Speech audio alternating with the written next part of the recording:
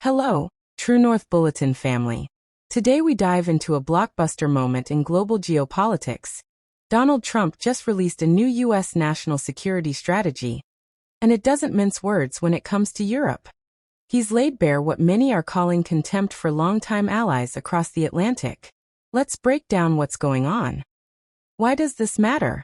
Because this is not business as usual diplomacy.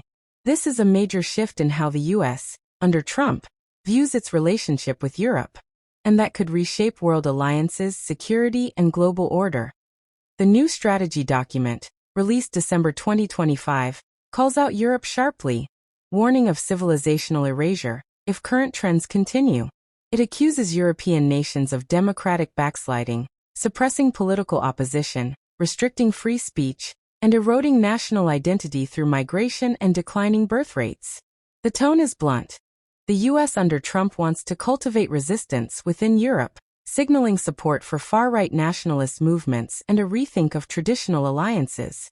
This marks a stark departure from decades of U.S. support for European unity, alliance structures like NATO, and collective defense. The new America First framework reorients U.S. priorities toward the Western Hemisphere and self-interests. The document suggests Europe should take primary responsibility for its defense, effectively telling decades-long allies to fend for themselves. It also signals a potential U.S. rapprochement with Russia and downplays Russia and China as the primary threats. That's a major recalibration of what's considered American national interest abroad. European capitals reacted with alarm. Many see this as a betrayal, questioning whether the U.S. is still a reliable partner.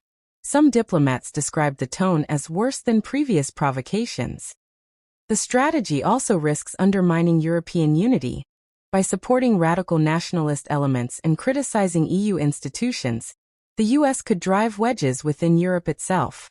For global geopolitics, this might trigger a reordering of alliances, embolden Russia, complicate the war in Ukraine, and shift the balance of power in favor of states willing to align with U.S. transactional interests rather than shared values.